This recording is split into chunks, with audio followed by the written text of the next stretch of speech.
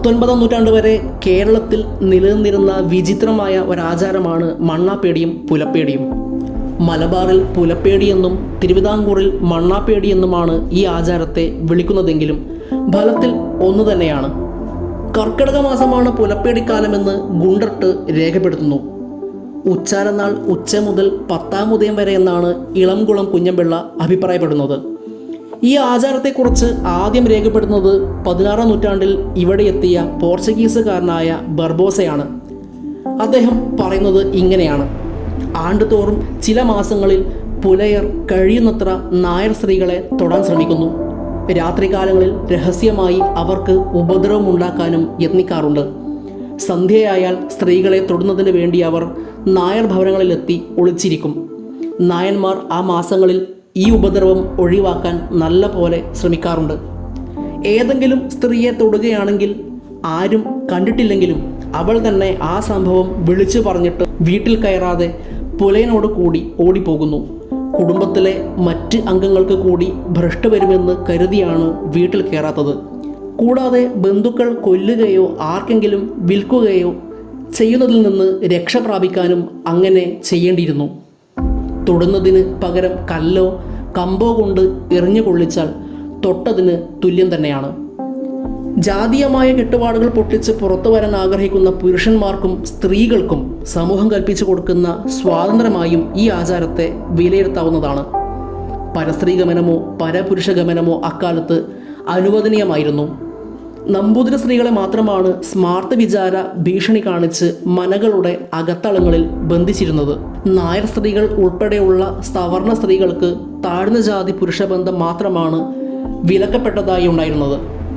അവർണരായ പുരുഷന്മാരോടൊത്ത് ജീവിക്കാൻ ആഗ്രഹിക്കുന്ന സവർണ സ്ത്രീകൾ ഇഷ്ടപ്പെട്ട പുരുഷന്മാരോടൊത്ത് ജീവിക്കാൻ തീരുമാനിച്ചാൽ തീർച്ചയായും ഇത്തരം അവസരങ്ങൾ സ്വാതന്ത്ര്യ പ്രഖ്യാപന വേളകളായി ഉപയോഗിച്ചിട്ടുണ്ടാകാം.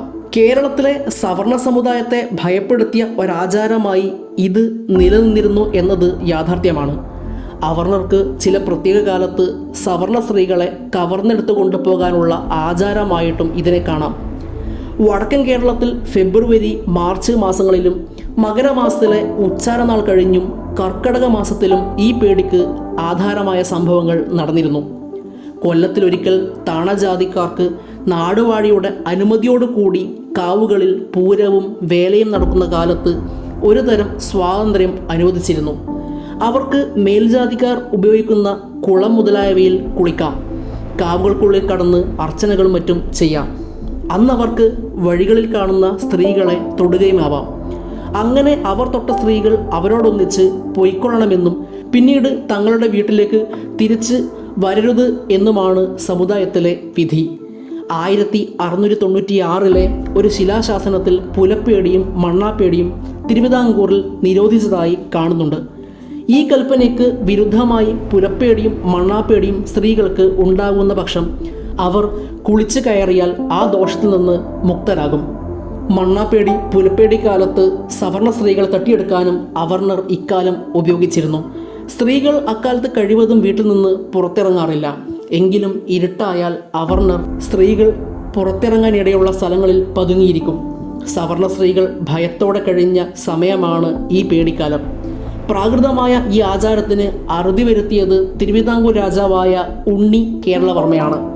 1861 പുലപ്പേടി നിർത്തലാക്കിക്കൊണ്ട് രാജാവ് പുറപ്പെടുവിച്ച വിളംബരം ഇപ്രകാരമാണ്: കന്നിയിൽ വ്യാഴം നിന്ന കൊല്ലം 871 മകരമാസം 25 കേരളവർമ്മ എന്ന വേണാട്ട് രാജാവ് തലസ്ഥാനമായ കൊല്ലത്ത് നിന്ന് കൽക്കുളത്ത് ദർപ്പക്കുളങ്ങര കൊട്ടാരത്തിൽ എഴുന്നള്ളി താമസിക്കുമ്പോൾ കൽപ്പിച്ചതനുസരിച്ച് വലങ്കൈ ഇടങ്കൈ വർഗ്ഗക്കാർ ഇരു കൂട്ടരും കൂടിച്ചേർന്ന് കൽപ്പിച്ച മൊഴിയാവത്: മേലാൽ തോവാളയ്ക്ക് പടിഞ്ഞാറ്, കിന്നേറ്റിക്ക് കിഴക്ക്, കടൽ മലകൾക്കിടയ്ക്കുപെട്ട വേണാട്ട് രാജ്യത്ത് പുലപ്പേടിയും മണ്ണാപ്പേടിയും ഉണ്ടായിരിക്കുന്നതല്ലെന്നും തമ്പുരാൻ തിരുവുള്ളമുണ്ടായി കൽപ്പിച്ചതനുസരിച്ച് മേൽപ്പറഞ്ഞ 2 കൂട്ടരും കൂടി കൽപ്പിച്ച് കല്ലിൽ കൊത്തിച്ച് എല്ലാവർക്കും കാണത്തക്കവണ്ണം നാട്ടിയ ഈ ആജ്ഞയ്ക്ക് വിപരീതമായി പുലപ്പേടിയോ മണ്ണാപ്പേടിയോ ഉണ്ടാകുന്നതായാൽ ആ പുലയരുടെയും മണ്ണാന്മാരുടെയും കുടുംബത്തെ ഒന്നടങ്കം സ്ത്രീകളുടെ ഗർഭത്തിൽ കിടക്കുന്ന കുട്ടികളെപ്പോലും തോണ്ടിയെടുത്ത്